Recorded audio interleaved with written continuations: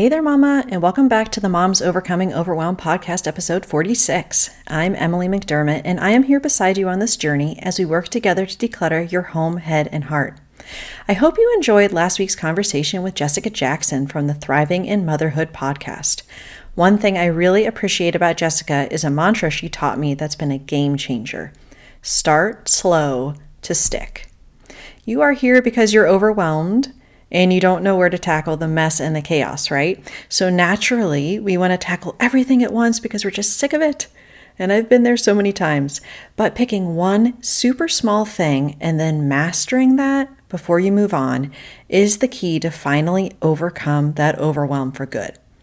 And in my decluttering coaching, I can help you make massive progress in one area of your home or one area of your life where you desperately need systems, but you don't know where to start.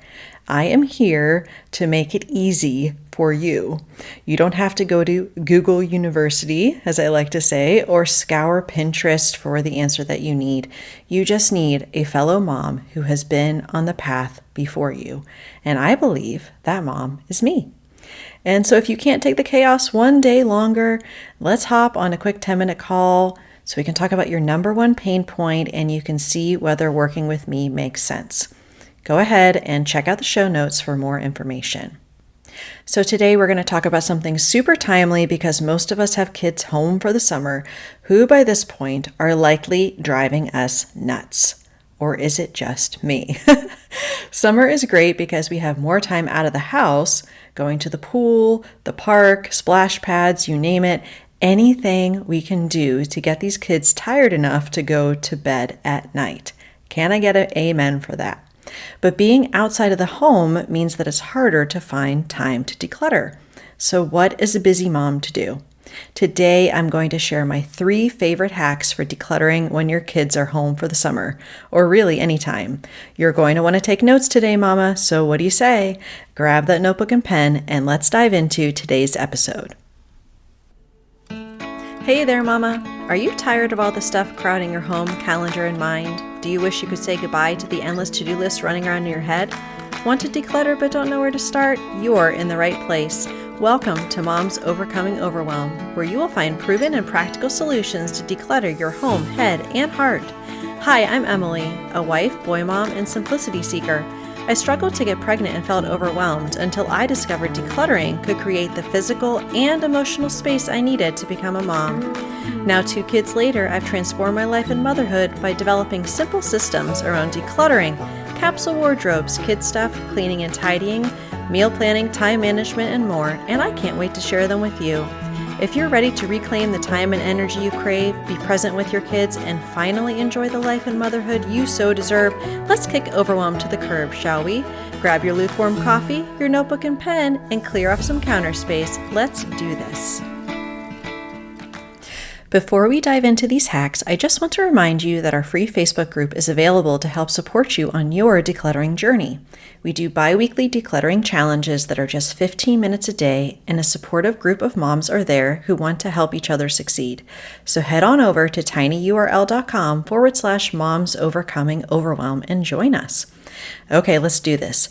Hack number 1 for decluttering when your kids are home is to declutter while they are doing their normal activities.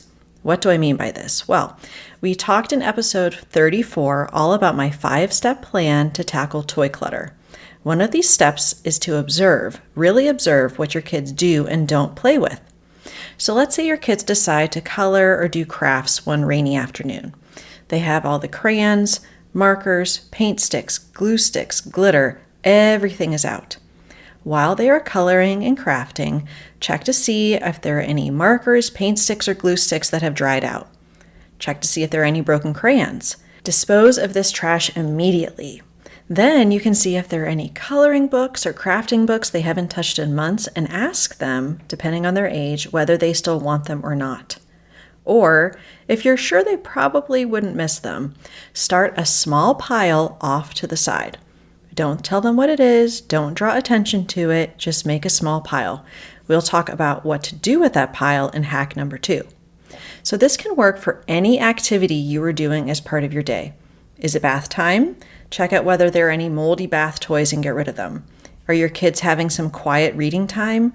Notice any books they haven't touched in months and casually put them in a pile to the side. Are they demolishing the playroom? See what toys and games are missing pieces. Put those aside to dispose of later. Are you doing laundry? When the clothes are clean and before you put them away, put anything that has holes in it or the owner never wears and put those in a pile to the side. The point is that you're making it part of your day. You're observing what is and what isn't being used, making a small pile of what isn't, or throwing the obvious stuff in the trash. Easy, right? Please, please, please make sure you don't say anything about throwing things away, donating them, or getting rid of them to anyone in your family, spouses included. Unless it's obvious trash, they will likely have an opinion. So just put them temporarily to the side. Don't draw attention to it, okay? This is critical because I'm not sure if this is universal, but my kids have this sixth sense about when I may get rid of something that they perceive as all of a sudden being important.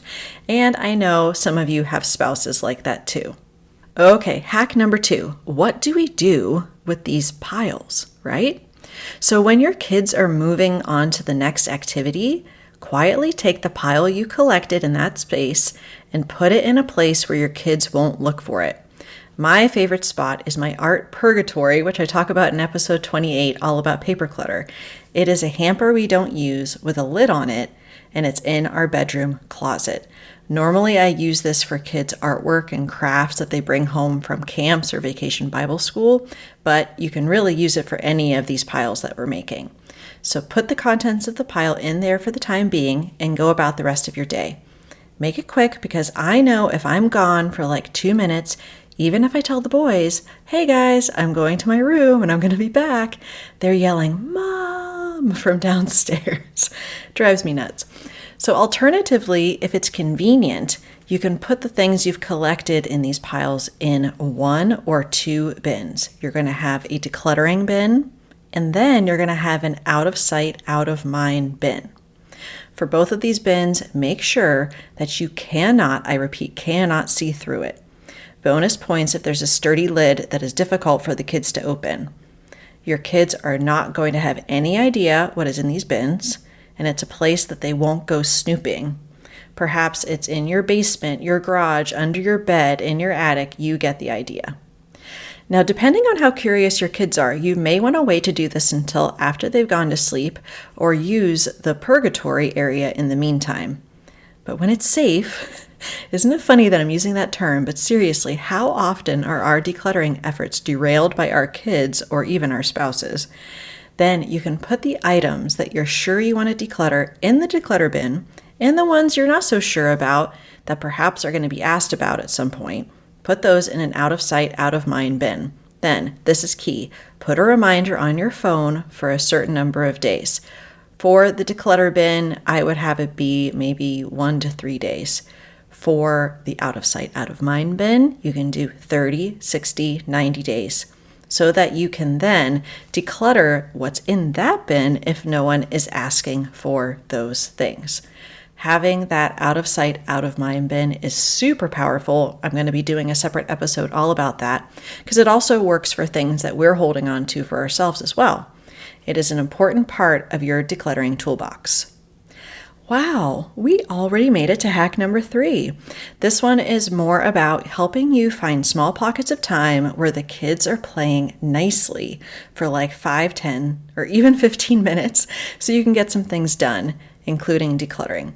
Now, this is definitely dependent on age. This probably isn't going to work for your super small babies, but my favorite hack for my boys is playing a kid's podcast while they are playing, whether that be doing Legos, drawing, playing with their Hot Wheels, and so forth. So perhaps you have Alexa or Siri or someone else making your home smarter. And if so, you can go ahead and have her play kids podcasts, which can give you some peace while your kids listen. Our favorites, which I'm going to link in the show notes, are Circle Round, the Arthur podcast, Super Great Kids Stories, and But Why. Especially for those story-based podcasts, my kids will listen and they'll play quietly because they really want to hear the whole story so I can get some things done And they're often distracted enough that I can make piles of things to declutter, take something to purgatory, or even to the declutter or out of sight, out of mind bin. Win-win, right? So there you go. It is possible to declutter with kids at home with you all summer. Let's recap those 3 hacks. Number 1, declutter while they are doing their normal activities like playing, crafting, reading, and so forth. Play it cool, try to play it cool, and make a pile without drawing attention to it. Number 2, use the power of a purgatory area, a declutter bin, and an out of sight, out of mind bin to put what you've collected in the piles into a secret spot, but make sure you set reminders on your phone to do something with what you've collected. That is super important. And number 3, utilize kids' podcasts at home or even on the go to have some time to do what you need to do without having to use screens. I hope this episode blessed you. If so, please share it with a friend and feel free to join my free Facebook group at tidyurl.com/moms overcoming overwhelm. Next week, we'll be talking to my friend Melanie Wegner with her best tips on making a decision about whether we donate or sell something we no longer want or need, and her best tips for selling on Facebook Marketplace. I'll see you next week. Bye for now. If you like today's podcast, here's what you can do. Just take 30 seconds to leave me a review. I know you're a busy mama. You're overwhelmed, in fact, but 30 seconds of your day makes such an impact. I'll be blessed by your words. They'll definitely make my day. And who knows, you might be entered for this month's giveaway. In Apple Podcasts, scroll down to write a review. Thanks so much for your time. I'm so grateful for you.